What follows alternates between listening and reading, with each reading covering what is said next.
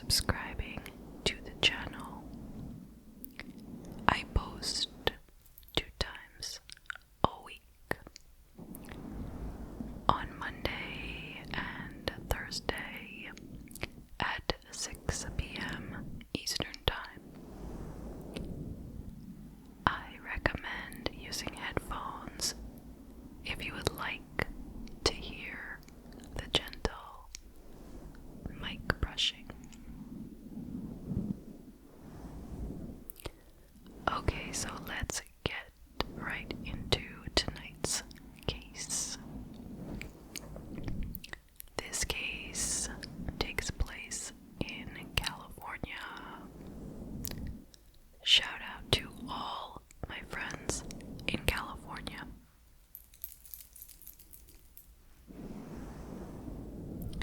This is the case of Jasmine, Fiore, and Ryan Jenkins. This case took place in 2009. Let me start with some background information on Jasmine. She was born on February 18th, 1981. She was an only child, and her parents divorced when she was 8 years old. She was raised by her mother in Bonnie Doon, California, which is in the southern San Francisco Bay area. She was said to have a warm personality. She loved nature and animals. She was a tomboy. She enjoyed playing football with the boys, and she was very athletic. She rode horses, and she worked as a grocery bagger at the local supermarket. Because of her good looks, she got into modeling right away. She started off as a swimsuit model and as a body painted model who worked at parties as part of the entertainment. And then she moved to Las Vegas to work in the casinos, and she began to get jobs for commercials for bathing suits and for adult phone lines. In addition to her modeling work, she got a real estate license, and she also had dreams of someday opening a gym. She wound up auditioning to be a Playboy centerfold, but she didn't get the job. She did, however, get offered a job as a, quote, Girls of Playboy golf hostess. And what that is Playboy would have golf tournaments, not as serious as your typical golf tournament. It was about having fun, you know. And these tournaments would be hosted by a bunch of beautiful women. And Jasmine was one of those women. She also became a regular at the swim parties that were held at the Playboy Mansion. In 2006, she was promoted to Playboy event coordinator, where she would organize parties in Los Angeles and Las Vegas. On March 16th, 2009, Jasmine met a man named Ryan Jenkins. He was a Canadian real estate developer and a reality TV star. So let me take a step back and tell you just a little bit about what was going on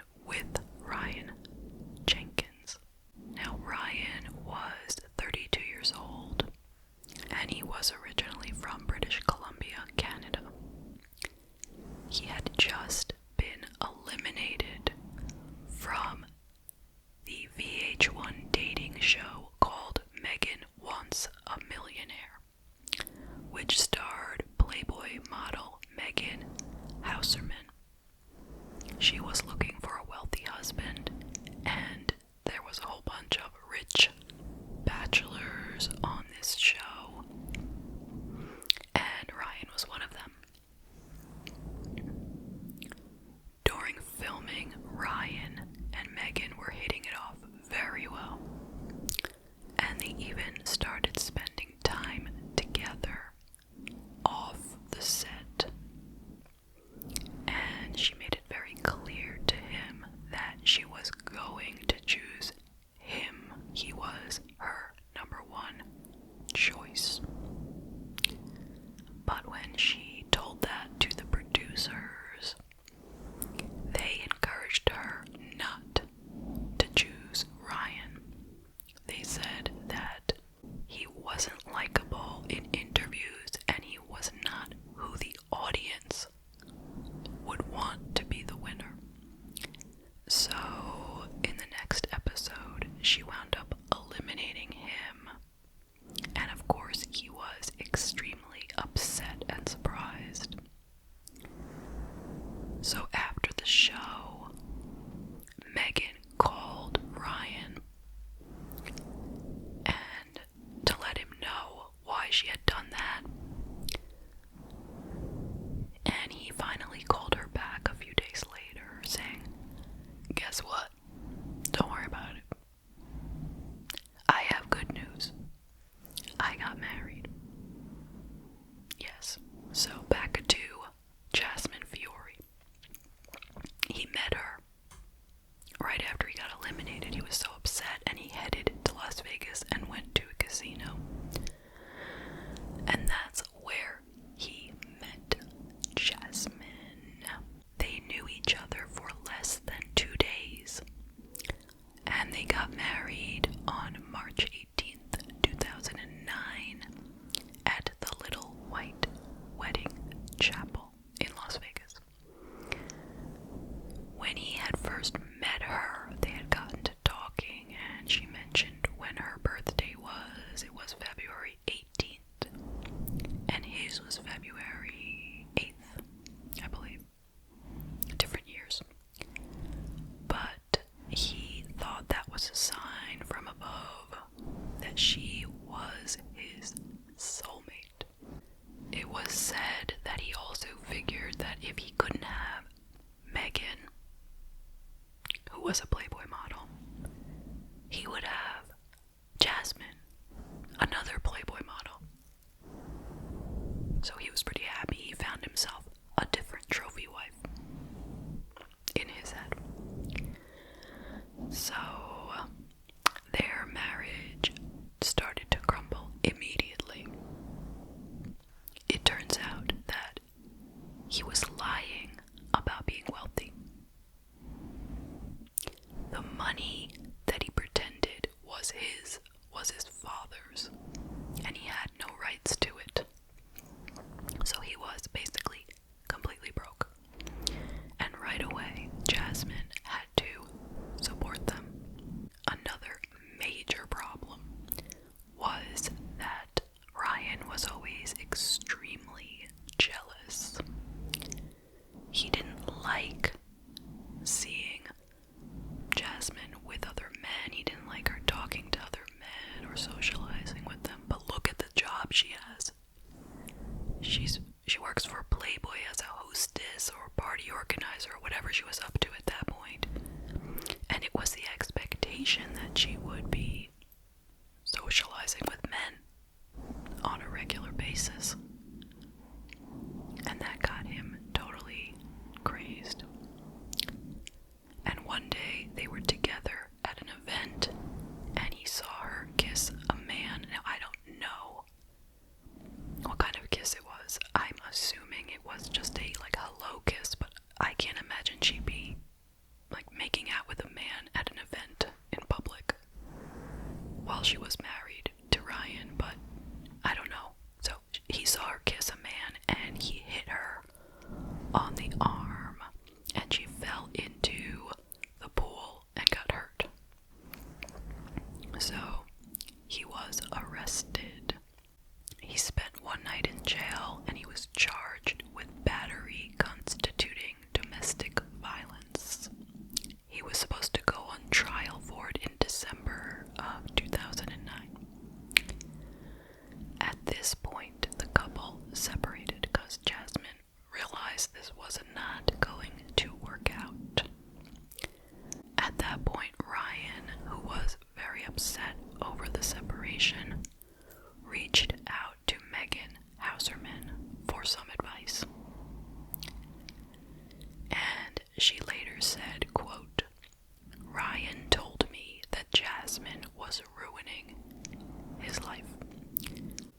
but he's also obsessed with her not leaving him because he wants to win.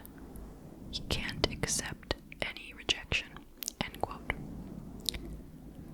Ryan was invited to appear on another reality show, the competition series I Love Money in Mexico, which recruits ex-reality stars to compete in physical and mental challenges. Invited him on the show, and potentially he could win $250,000. He felt that if he won the money, he could put his marriage back together. He was still in touch with Jasmine when he went down to Mexico to film for the show. And at one time he said to her, quote, "I'm going to win this, and you and I are going to have the life I've always promised." Then he would also ask her in the same conversation, "Where were you last night?" He was always very jealous and very suspicious of her. A colleague from the show in Mexico later said of Ryan that the others used to say about him, "Look at this guy, he's obsessed with this model he married." He said it was funny until it wasn't funny at all. Now, wouldn't you know it, he won the show in Mexico. He won the $250,000 prize. And after that, Jasmine agreed to go with him to a poker tournament in San Diego, and she, I guess, was considering getting back together with him. So she was going to go to San Diego, they were going to attend this tournament, and they were going to stay over together at a hotel. But later that night, Ryan came to realize that Jasmine had been texting an ex-boyfriend named Robert Hassman about leaving Ryan. The text said, quote, "Send a plane for me. Come get me. I'm coming back to Vegas to be with you. I'm done with Ryan Jenkins." End quote. Surveillance video would later capture Jasmine and Ryan leaving the poker tournament at around 2:30 a.m. on August 14th. The couple was later seen at the Ivy Hotel, a nightclub in downtown San Diego. At around 4:30 a.m., Ryan returned to their hotel alone. He was seen leaving the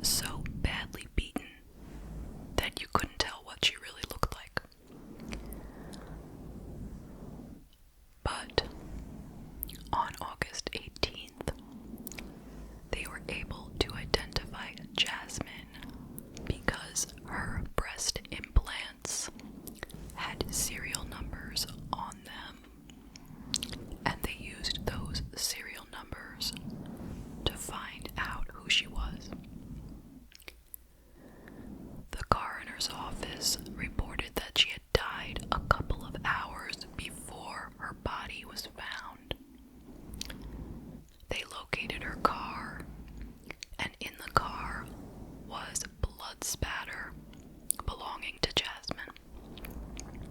And the police said, quote, "We definitely know there was a struggle between two parties in that vehicle because of the swipes and the motions from the blood evidence, the imprints of arms and hands, which was found on the back windshield, the passenger seat, and the back seat of the car." They said that the blood evidence was consistent with her injuries, including a broken nose, which causes a lot of blood loss.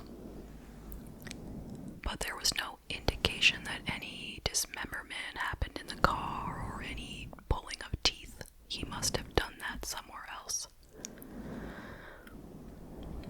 Detectives believe that Ryan Jenkins brought Jasmine Fiore through the patio of their first-level hotel room.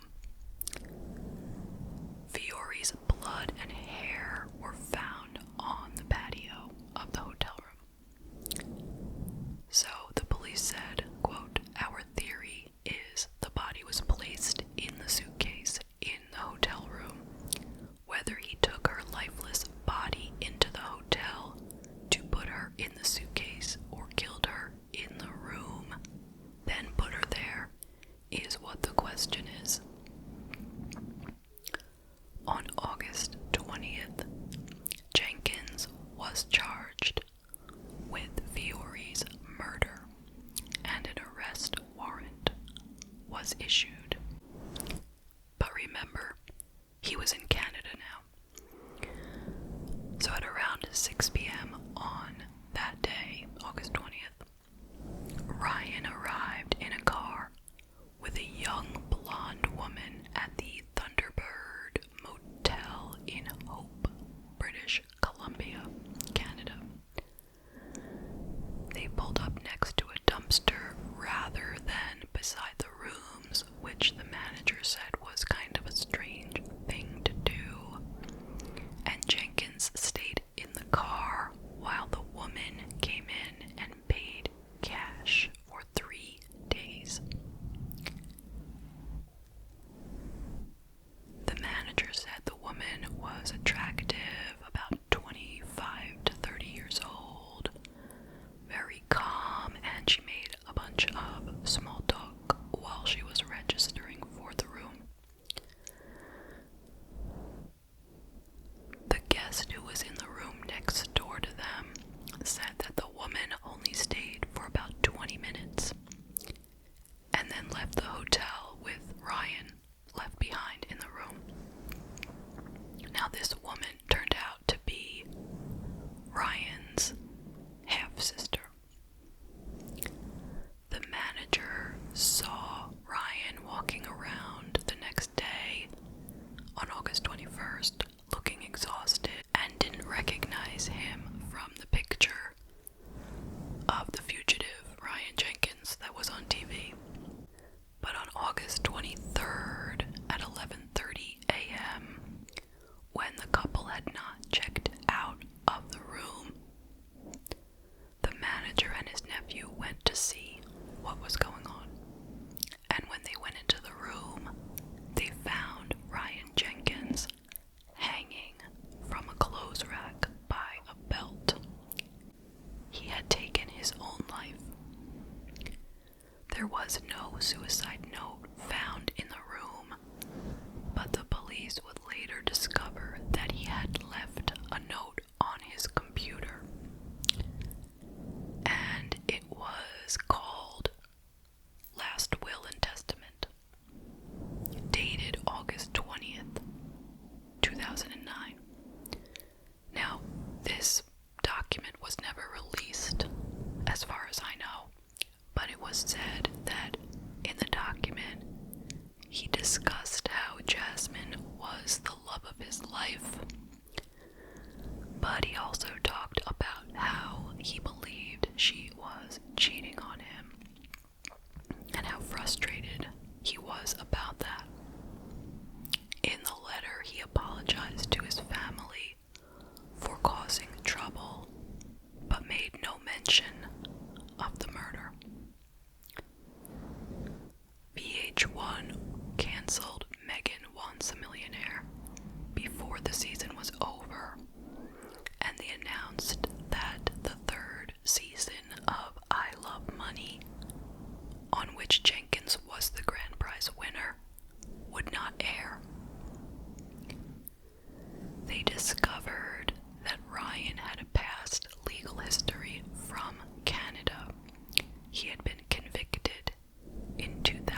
7 for assaulting a woman in Calgary.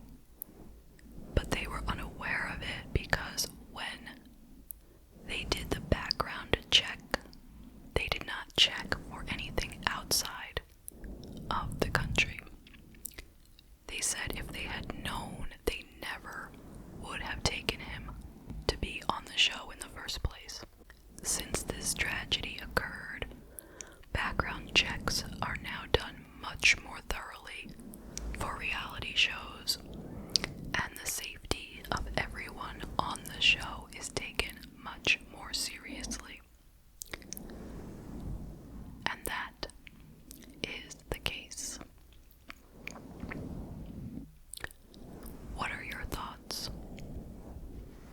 I will tell you some of mine.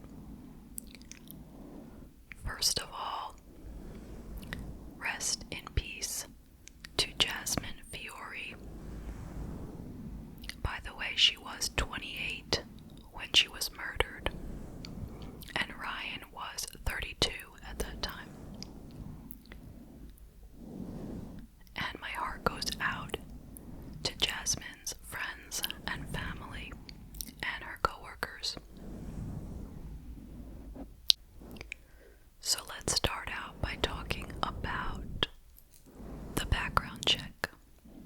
Of course, it is extremely unfortunate that they didn't do a more thorough job. It was an outside company that was hired.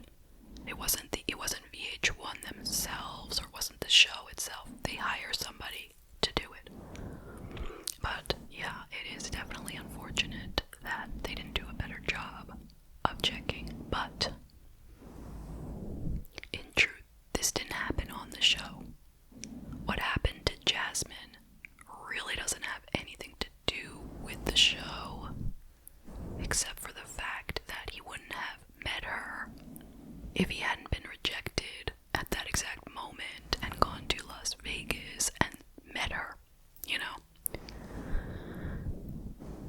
So it's not really the show's fault that Jasmine was murdered. You get what I'm saying? But anyway, still, it's not, it doesn't look good for a reality show to have featured a man who wound up murdering a woman a few months after he left the show, So, it sounds like the one good thing that came from this is that now reality shows will hopefully be a lot more careful.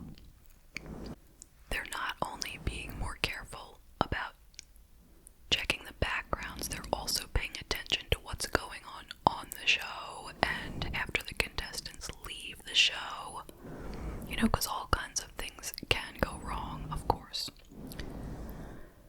And if anyone seems to be having mental health issues during the show, they're also paying close attention to that as well. So what can we say about Ryan? What led him to this? Well, I don't really have that much information about his past. But we do know that he lied to get on the show. So right away, that is a very bad sign. And then, after he got rejected from the show, which is something that nobody would take well, everyone who's on a show like that would be extremely upset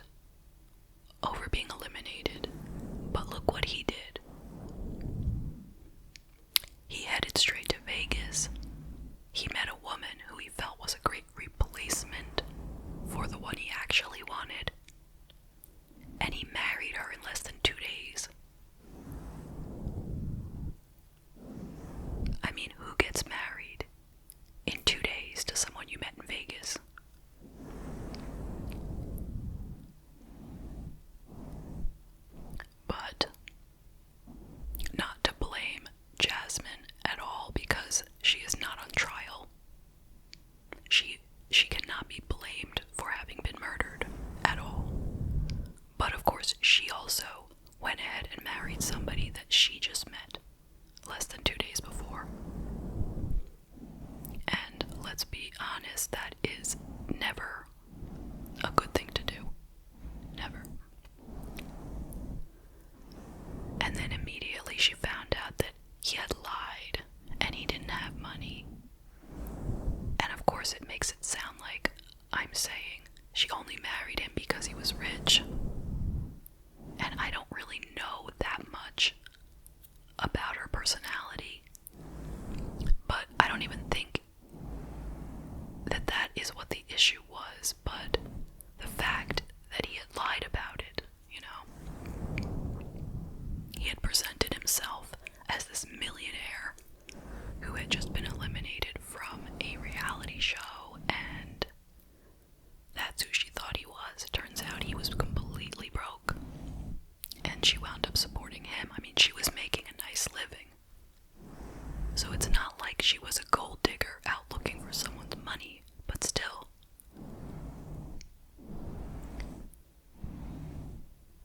And then it turned out that he had a lot of trouble dealing with her lifestyle. He was always jealous and controlling, and apparently he was violent as well. And she left him, which was the right thing to do. She decided she would separate and she would eventually get a divorce. But then she went back on that, and she agreed to meet up with him at this poker tournament and spend the night. But it seems that once she met up with him, she realized she didn't want to be with him anyway, and that's why she had texted her ex-boyfriend saying, "Come get me. I'm done with Ryan Jenkins." And he obviously was so irate over that text that I imagine they got into a huge argument in the car, and rage took over, and that is when he wound up killing her. I don't think it was premeditated. I think it just happened. Because he was just completely out of control of his rage.